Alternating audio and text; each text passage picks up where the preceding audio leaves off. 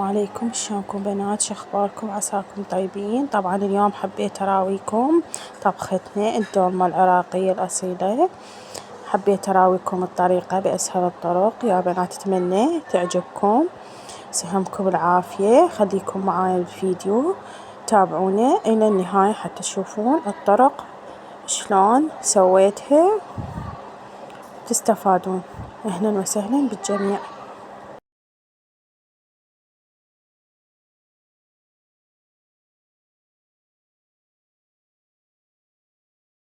أتمنى تعجبكم هاي الطريقة، وتكتبوا لي بالتعليقات من وين قاعد تتابعوني. أهلا وسهلا بالجميع.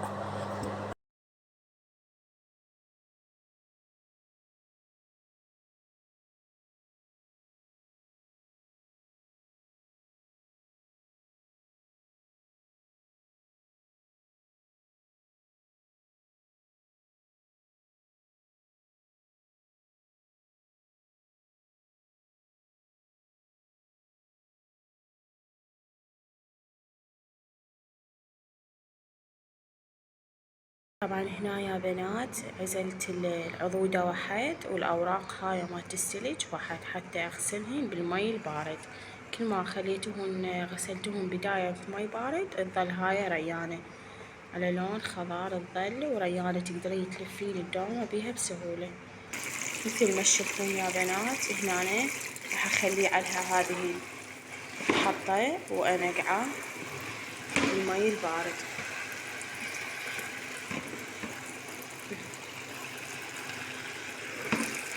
لازم تخليه لمدة ربع ساعة ونقع بالمي البارد، وبعدين تنشفين من المي. هاي العضودة أخليها واحد. طبعا هنا أنا عندي ورق عنب نقعته بالمي الحار مثل ما تشوفون يا بنات. أغير المي بين كل فترة وفترة لحد ما يصير لونه جوزي. هنا يا بنات هذا البصل بعد ما نظفته وسويته على شكل حلقات مثل ما تشوفون. طبعا هنا احفر الطماطة بهاي الشكل، طبعا ما اذب مالتها المعجون بهذا الشكل حبايبي. احط للحشوة واشتغلت بوتيتا وبصل مثل ما قلت لكم حبايب. هاي الطريقة مالت البوتيتا والبصل. وهنا اشتغلت حفرت الباذنجان بطريقتين، بهاي الطريقة واكو طريقة ثانية مثل راح تشوفوها بالمقطع.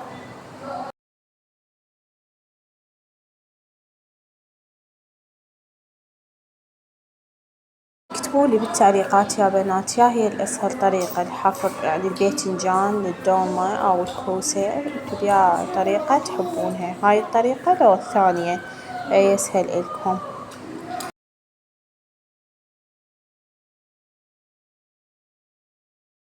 هنا هذه الحشوة بصل وطماطة وكرفس ولية ولحم مثل ما تشوفون يا بنات.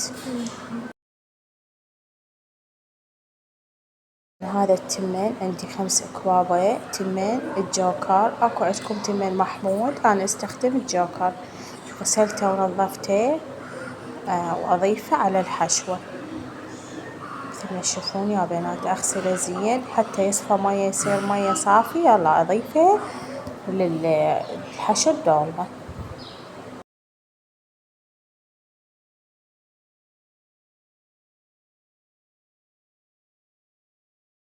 طبعا هنا خليت باقلة وبوتيتا وعضودة مال سلج مثل ما راويتكم بداية المقطع. قلت لكم هنا عزلت العضودة عن السلج حتى اخليه داخل الجدر مال الدولمة لا تنلصق.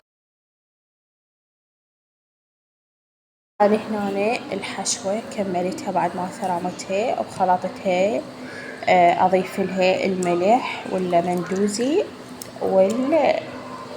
طبعا الملح واللمندوزي العفو والدارسين فقط.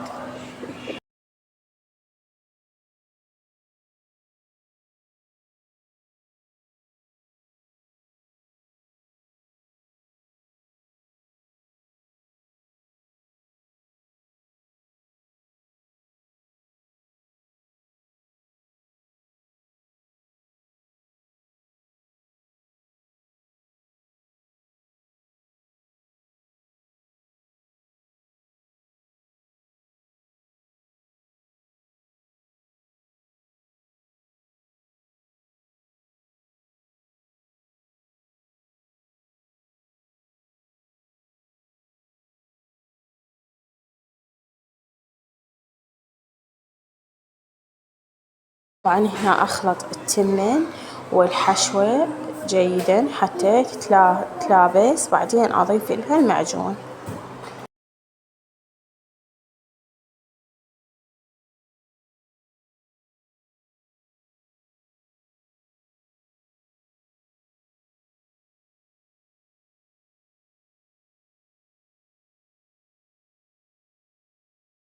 طبعا يا بنات هنا بعد ما خلطته ضفت المعجون وهذا الملح مثل ما تشوفون يا بنات، ضفيت الملح.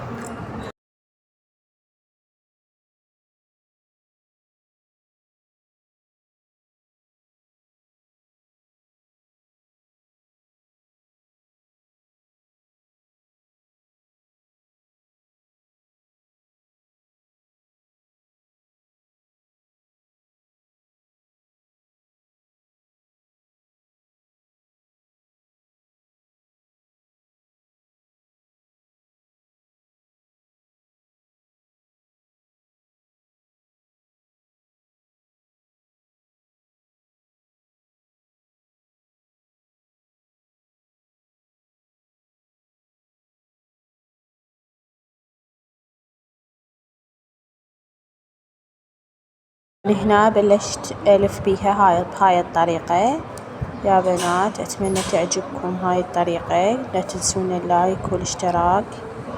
مشاهدة ممتعة، سهمكم العافية.